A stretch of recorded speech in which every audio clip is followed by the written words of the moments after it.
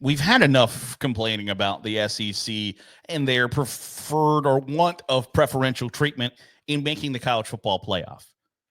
It's time to now look at what the probabilities are of every SEC team to make the college football playoff according to the ESPN Football Power Index. And I know that there are a lot of people who have a lot of arguments against the Football Power Index. And I don't have a problem with that because it's a horribly inexact science. It isn't great by any stretch of imagination, but it is fun to look at the numbers and say, okay, these are the realistic figures of what the team's chances are to make the college football playoff, at least in the ballpark. And some of them, in my opinion, too high. And there are a couple that I think are too low. So let's take a look at everybody in the SEC. And according to the Football Power Index from ESPN, these are the percentage chances that they have to make the college football playoff. Texas is at almost 84%. Georgia's almost at 79%. Alabama's at 66.2%. Tennessee's 38.5%. Those are the top four. Texas A&M 34.3%. Ole Miss 30.7%. LSU 30.3%. I think it's really interesting, by the way, that Ole Miss and LSU are super neck and neck in this probability. Auburn 21.8%. South Carolina 20.3%. Oklahoma 18.4%. Florida 14.5%. And then Mizzou, Arkansas, Kentucky, Vanderbilt, Mississippi State, all under 10%, with Vanderbilt and Mississippi State under 1% to make the college football playoff. Now, to start with who I think is too high, I think you could probably start with those bottom three teams, Kentucky, Vanderbilt, Mississippi State, not getting the college football playoff. The fact that Kentucky's at 3.3%, probably a little high.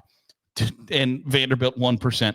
Not even 1%. Mississippi State, not even 1%. Yeah, that feels pretty dead on. I think when you look at the college football playoff probability for these schools, it is intricately tied to their quarterback play. And so Arch Manning is either, depending on your viewpoint, is either the first, second, or third best quarterback in the SEC. I don't think that there are, maybe there are people who would put him 4. I would feel like that's a little low. But Texas at number 1 in the SEC is the most likely SEC team to make the college football playoff. I don't think is an incorrect thought process. But when, and this is just my opinion again, but when I say, I think it's related to quarterback play, I don't know that you can argue that Georgia has one of, or even maybe a top 10 quarterback in the SEC. And that is an interesting nugget because the quarterback play in the SEC is going to be pretty good, or should be pretty good in 2025. I would argue vastly improved over 2024. Where we came into 2024 not knowing who Florida's quarterback was going to be. We thought it was going to be Graham Mertz, and then that didn't end super well for the Gators. But DJ Lagway got in and played really well. Played well enough that I think you can argue that he might be the best quarterback in the conference.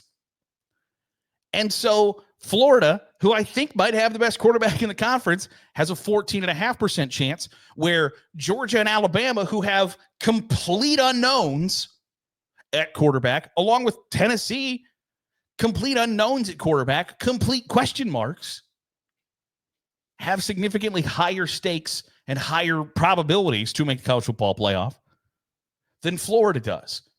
I think it's really difficult to argue that Garrett Nussmeier at LSU is any lower than the 4th best quarterback in the SEC. And yet LSU has the 7th best chances to make the college football playoff. And so when you put those two together, where Garrett Nussmeier, if you told me today that he would end up being the number 1 overall pick in the NFL draft in 2026, I would not be shocked at all. I think he has that potential. Whether he gets that coaching and development at LSU under Brian Kelly is probably a different discussion for a different day. But I think Garrett Nussmeier has the physical tools and the makeup and the archetype to be the number 1 overall pick in the NFL draft next year. And for that to then be LSU's at 30%, which is behind Ole Miss, who Austin Simmons is going to be the starting quarterback for the Rebs. If I had to choose, one of these players has to win you the football game, whether it's the whole game or a 2-minute drill, whatever, I'm going to take Garrett Nussmeier. And yet, LSU is well behind several teams. Georgia has questions at quarterback. Alabama has questions at quarterback. Tennessee. Texas A&M doesn't because they've got Marcel Reed. But is Marcel Reed going to be the player that I think a lot of people think he should be, just like Talon Green at Arkansas, just like John Mateer at Oklahoma? And so when these are intricately tied to either elite quarterback play or above average quarterback play, for instance, Ohio State last year, Will Howard is not the college football's best quarterback by any stretch of imagination, but he's above average, good enough, generally didn't make enough mistakes to get Ohio State beaten. Arch Manning is an elite quarterback talent. DJ Lagway at Florida is an elite quarterback talent.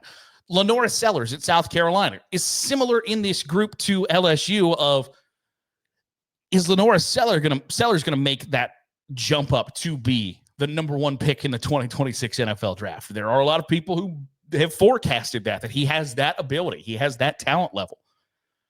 I just find it really difficult to say, and believe me, I understand wholeheartedly that this is a team game, right? Like that DJ Lagway is going to need a lot of help to drag Florida's ass to the college football playoff. John Mateer is going to need a lot of help to drag Oklahoma to the college football playoff.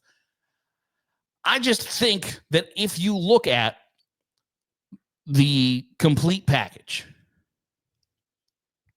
I don't know how you look at what Auburn has around the field and with Jackson Arnold at quarterback and say that they have a somewhat significantly better chance to make the college football playoff over a school like Florida.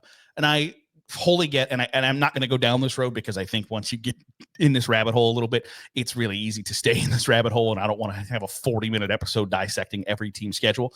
Is it completely plausible that Auburn's schedule is significantly easier than Florida's, Oklahoma's, South Carolina's, etc.? Yeah.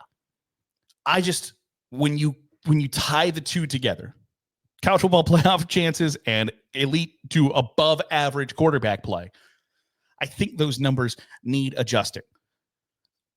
I wouldn't be shocked if Texas A&M is the second best team in the SEC in 2025. I wouldn't be shocked if Texas A&M had a significantly better resume and ability to jump Tennessee easily in a college football playoff race today. I think Tennessee's probably a little high, what with losing Nico Iamaleava. And then also Dylan Sampson carried a lot of the load last year at times when Nico Iamaleava wasn't able to play at a level that Tennessee needed him to. I think Tennessee's high. I think Georgia's high. I think Alabama's a little high. In these figures, Alabama is more likely than not, 2/3 likely to make the college football playoff. If the quarterback play is competent at Alabama, I would feel somewhat strongly that they're going to make the college football playoff. But it's that middle section to me. Those middle 8 schools of A&M, Ole Miss, LSU, Auburn, South Carolina, Oklahoma, Florida, and Missouri to a lesser extent. It's those 7 schools, I guess the middle 7 in this conference. That's where the numbers, I think, on just the surface. Does A&M have a better chance to make the college football playoff than Tennessee? Yeah. Does LSU have a better chance to make the college football playoff than Ole Miss? Yeah. South Carolina, Oklahoma, Florida, do they have a better chance than Auburn? I think so. I don't think those are outlandish and unreasonable statements to make. That to me feels like, yeah, because if you were to sit down and rank, and maybe we'll do this sometime this week or in the coming weeks, of like, these are either the rankings of the college or the SEC quarterbacks, or a tiers list of these are the best players, these are the guys who are kind of that next level.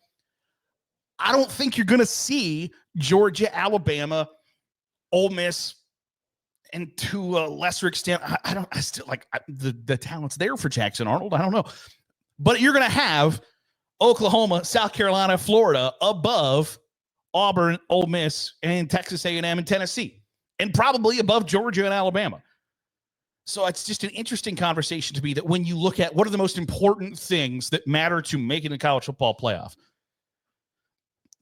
One, obviously good recruiting classes, easy schedules, etc. But the quarterback play has to be good. If you run down the lists of the 12 teams who made the college football playoff last year, the teams that were in the quarterfinals and semifinals all had either elite quarterback play, really good quarterback play, or above average quarterback play when they were accompanied by great running backs, great wide receivers, or great defenses.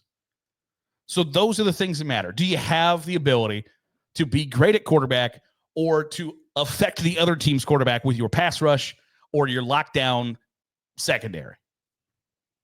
I don't know that Tennessee, Auburn, Ole Miss outrank LSU, South Carolina, Oklahoma, and Florida in those categories. I don't think that's where we are. But I want to know your thoughts. Do you think that those numbers are right? Do you think Florida's only got a 14.5% chance to make the college football playoff? Do you think Oklahoma, if Oklahoma has anything like a 2024 season in 2025, I don't know what Brent Venables' future looks like here. Want to know your thoughts in the comments below. Who do you think is maybe the dark horse out of the SEC when you see these numbers to make the college football playoff? Drop them in the comments down below. That'll do it for today's episode of the Daily Huddle. I appreciate you making us a part of your day, however it is, wherever it is you're doing so. If you're watching on YouTube, hit the subscribe button. Make sure you're getting all the great college football content we're pumping out. If you're listening on the podcast feed, drop a 5-star review. It goes a long way in helping out the channel. I'll see you tomorrow for another episode of the Daily Huddle.